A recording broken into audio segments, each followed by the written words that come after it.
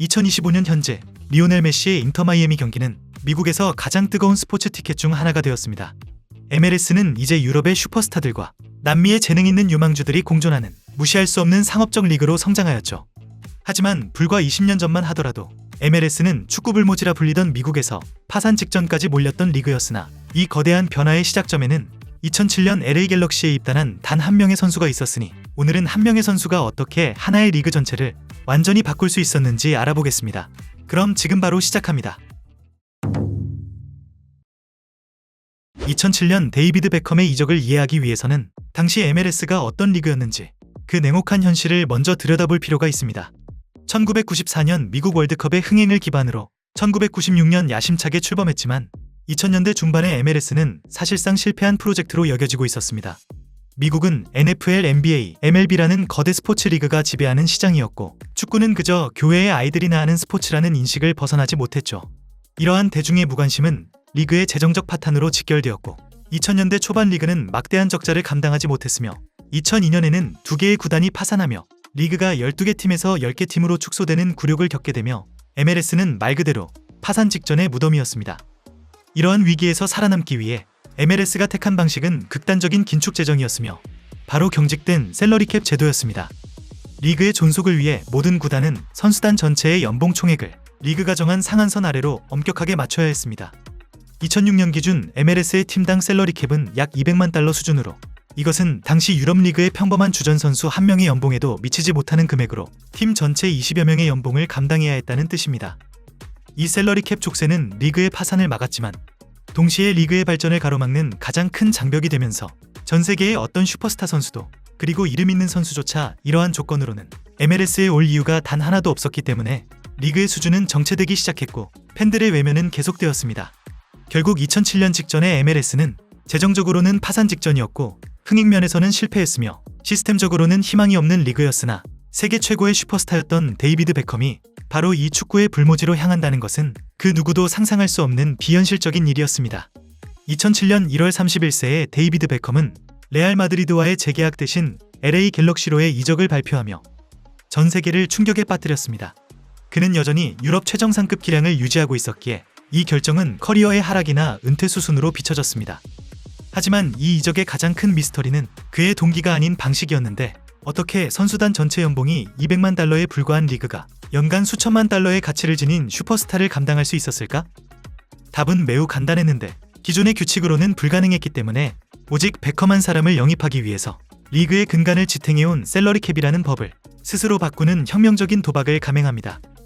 MLS의 구단주들은 리그가 파산 직전의 황무지에서 벗어나기 위해서는 리그 전체의 판을 바꿀 게임 체인저가 필요하다는 사실을 절박하게 인지하고 있었고 그들은 셀러리캡이라는 생존을 위한 족쇄가 동시에 성장을 막는 감옥이 되고 있음을 깨달았습니다. 그리하여 축구 비즈니스 역사의 길이 남을 새로운 규칙이 탄생하며 그 규칙의 공식 명칭은 지정선수 룰입니다. 이 규칙의 핵심은 간단했는데 팀당 한 명의 선수는 셀러리캡의 적용을 받지 않으며 구단주가 그 연봉을 무제한으로 지급할 수 있다는 것이었죠.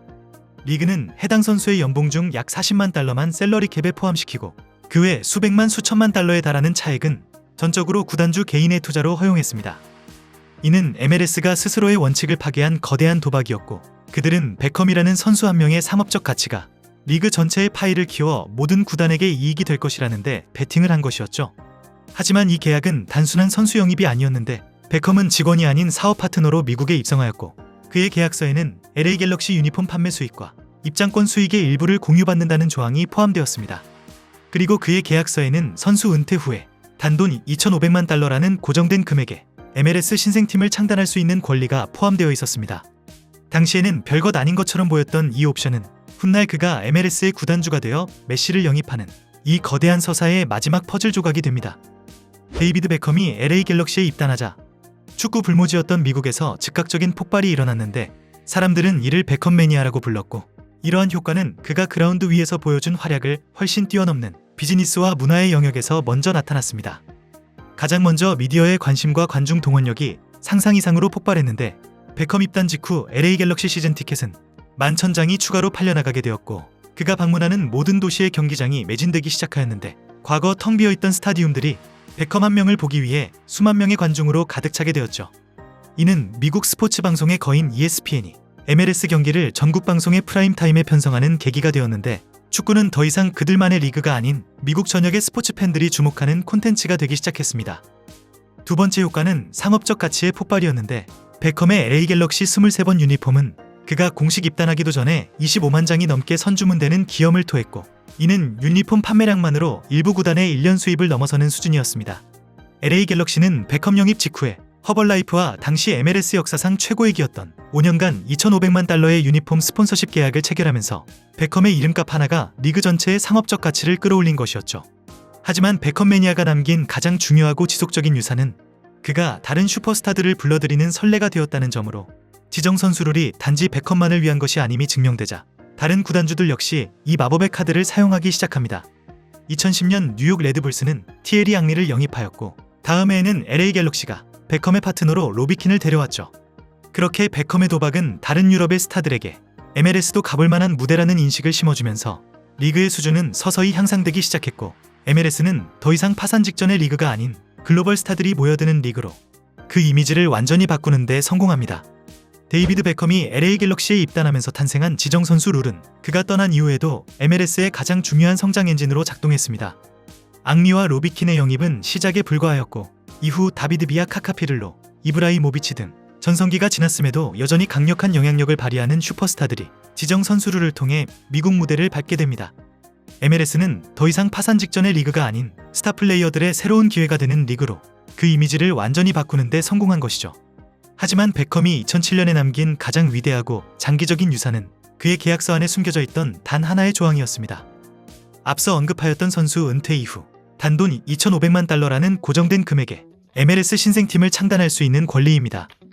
2007년 리그가 파산 직전이었을 때는 이 조항이 큰 의미가 있는 것처럼 보이진 않았으나, 베컴 자신이 리그의 가치를 폭발적으로 성장시키면서 MLS의 신규팀 창단 비용은 1억 달러를 넘어 3억 달러까지 치솟았다 보니 2,500만 달러라는 금액은 사실상 공짜나 다름없는 베컴이 스스로 일궈낸 거대한 비즈니스적 승리였습니다. 그렇게 수년간의 노력 끝에 2020년 인터 마이애미라는 이름의 신생팀이 리그에 공식 합류하였고, 2007년 베컴이 뿌렸던 씨앗이 2023년 7월에 가장 위대한 결실로 이어지는데, 그는 자신의 구단 인터 마이애미에 축구 역사상 최고의 선수인 리오넬 메시를 영입하는 데 성공합니다. 이 영입은 2007년의 데자뷰였는데, MLS는 메시 한 명을 영입하기 위해 리그 중계권 파트너인 애플TV의 수익 일부를 선수에게 공유하고 아디다스와의 수익 배분 계약을 맺는 등 다시 한번 리그 전체의 시스템을 동원했습니다. 현재 메시는 인터 마이애미를 넘어 리그 전체의 티켓 가격과 시청률 및 상업적 가치를 역대 최고 수준으로 끌어올리면서, 이러한 모든 것은 18년 전 베컴이 선수가 아닌 설계자로서 그렸던 거대한 그림이 마침내 완벽하게 구현되었음을 증명하고 있습니다. 이렇게 지금까지 MLS를 바꿔놓은 베컴의 이야기를 알아보았는데, 축구 역사상 많은 선수가 팀을 바꾸었지만 리그 전체의 운명과 비즈니스 모델을 설계하고 바꾼 선수는 데이비드 베컴이 유일할지도 모릅니다. 그럼 이번 영상은 여기서 마치며 지금까지 에띵이었습니다.